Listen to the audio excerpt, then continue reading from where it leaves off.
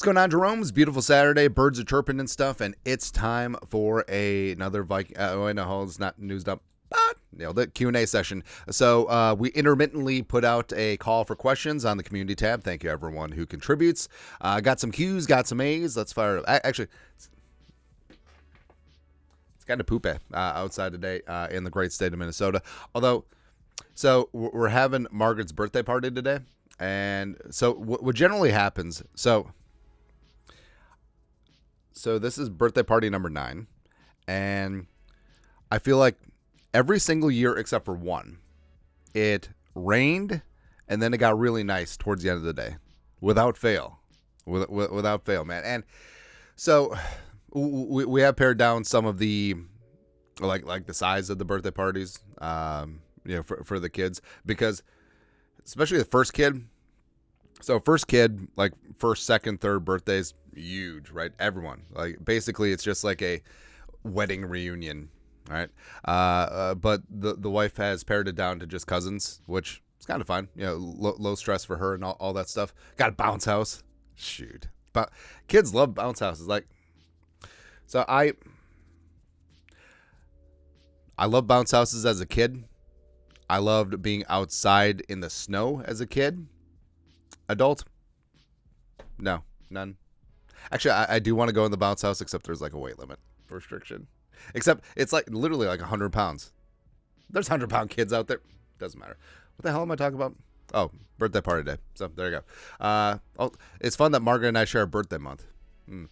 So first up, Aaron Kindig. Nailed it. Or Kind IG. Will Kevin O'Connell's play calling improve this year? Or is it time for a play calling OC? So it's a balance, right? And the thing I like about offensive play calling head coaches is that the offensive side of the ball, you're generally dialed into the game plan, you're generally dialed into the flow of the game, and it's a lot easier, right? As opposed to being a defensive coordinator who is, a head coach who's also the defensive play caller. So with him, because you have to be present when managing the game from offensive point of view. They're making decisions, you're there making challenges, they're making adjustments, even though you're not calling plays. But also, when the offense is on the field, your defense is making adjustments. So like your bandwidth is sucked into that way. Where when you're offensive minded head coach, you're dialed in, you're calling offensive plays, and when the defense is on the field, yes, you're still managing the game, obviously, but I feel like it's not the same. And is that fair to defensive-minded guys who want to become head coaches? No, it's not, but it is what it is. Now, going back to Kevin O'Connell. So 2022, play calling was good. I mean, obviously there's some mistakes, but also he was learning on the job. Not only being a head coach, but also being a first-time, full-time play caller. He had called plays intermittently during his time in Washington. But last year was a bit of a disaster. Now, again, part of me wants to say, okay, well, he was on his fourth quarterback, and it's whatever. But also, that Bears game plan was inexcusable. That Josh Dobbs game plan in the second half against the Saints was gross, as well as the decisions in overtime against Cincinnati. It was just but I do think that he has grown and shown. I think that he will become one of the best offensive play callers in the game. And I mean, he's got weapons at his disposal. I think that he's going to work hand in glove with J.J. McCarthy, and I think everything's going to be all right. Rockabye. Next up, RBB. Do you think that when week 1 rolls around, Dalton Risner will be a starter? I think what's going to happen is Risner, Brandel, Ed Ingram, probably Dan Feeney, maybe even Juergens are going to compete for the 2 guard spots, and I think it's going to be open competition. Like I don't think that Ed Ingram is just going to be handed the starting right guard spot, and obviously the left guard spot's going to be a competition. But bottom line, Risner at minimum adds fantastic depth, and having options along your interior starting offensive line, the Vikings haven't really had that. All right, because continuity is important, but also I feel like over the last decade, Zimmer and Kevin O'Connell has taken that to bad extremes, especially Zimmer, where there was times when Dakota Dozier or Oli Udoh or Pat Elflein, they just weren't it at guard, but you don't want to disrupt the chemistry and continuity. And also, sometimes you necessarily didn't have someone that you would feel fine replacing him. Or, Drew Samia in there too. That one hurt. So I think that right now, if I had to wager, I think that the two starting guards are going to be Risner and Brandel. Like, again, if it's truly an open competition, I think that Risner and Brandel will win the day. Next, Eric Anderson. Do you think we'll see some JJ run read option like he did at Michigan? I think that if McCarthy is a starter, it would behoove Kevin O'Connell to use his mobility as a threat because, yes, I mean, they did run a touch of read option in Michigan, and also McCarthy did use his legs at times to pick up some yardage when some things weren't there, and I think they using that dimension will stress the defense, right? And also, I mean, don't sleep on Darnold either. Like, Darnold does have some decent mobility. Like, his number one comp when he was coming out in 2018 was Andrew Luck, and of course Andrew Luck was a truck. He's got a heart like a truck, but I feel like you can do it too often, and that's something where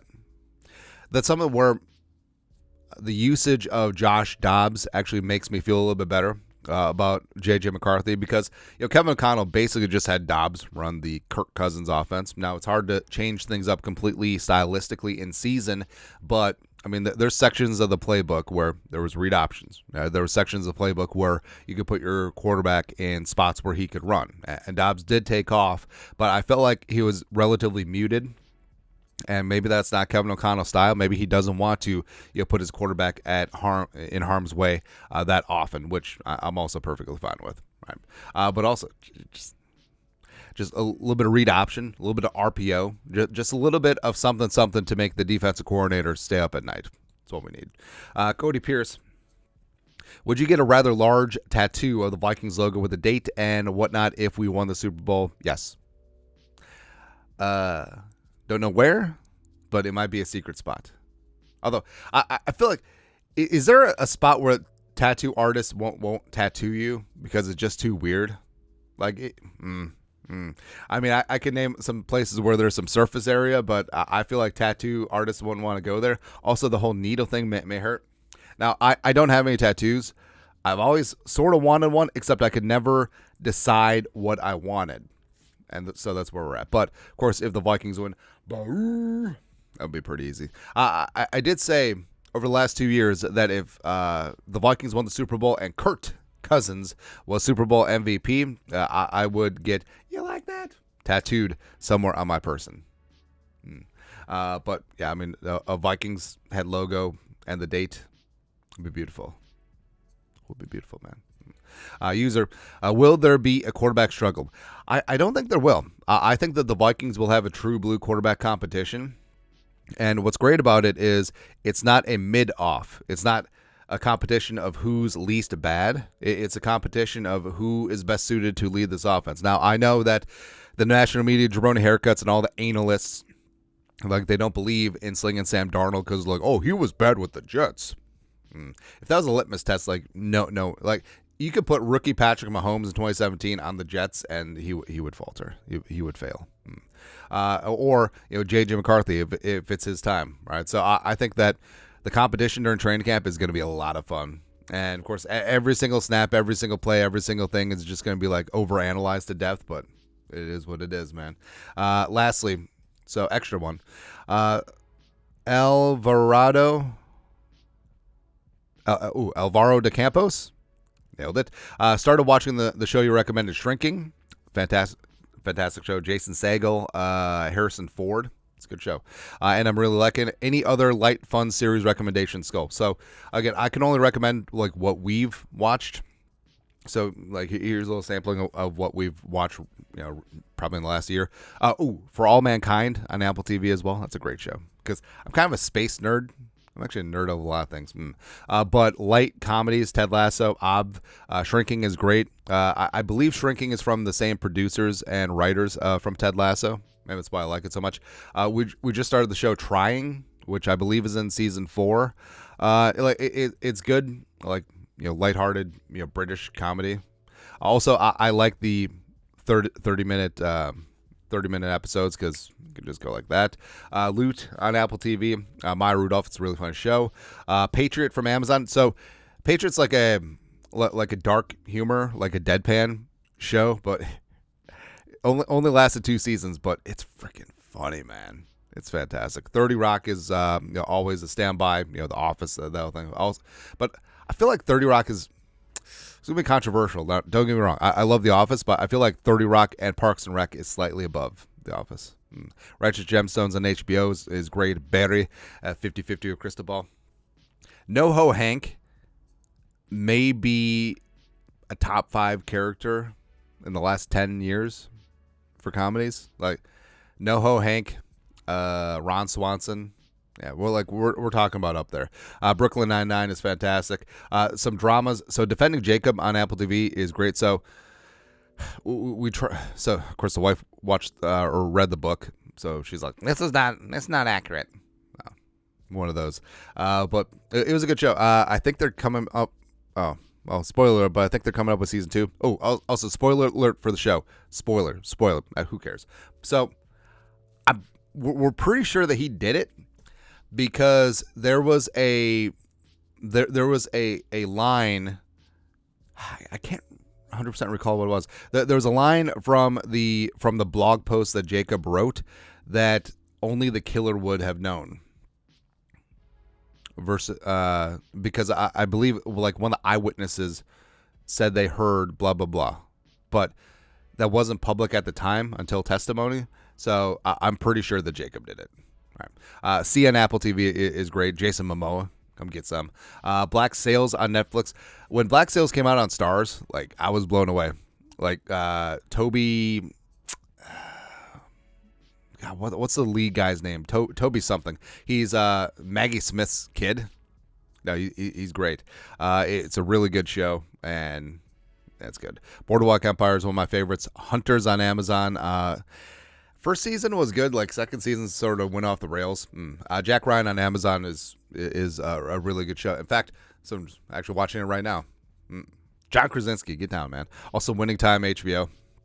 It's just a good show. I'm really bummed that they just cut it off after 2 seasons. I understand it's like a large-scale production, but, I mean, y'all literally spent $200 million on dragons. You can't do basketball a little bit more? I'm hoping that Netflix or somewhere else picks it up because it's such a unique storytelling show. And also the history is fantastic. Like I want Winning Time to stretch out and then do the bad boy Pistons and then do Jordan and then Shaq and Kobe and then LeBron and no, we can stop after Shaq and Kobe. So there you go. But that's it. That's at Q&A for this beautiful Saturday. You guys are the best you know what to do. Skull production value.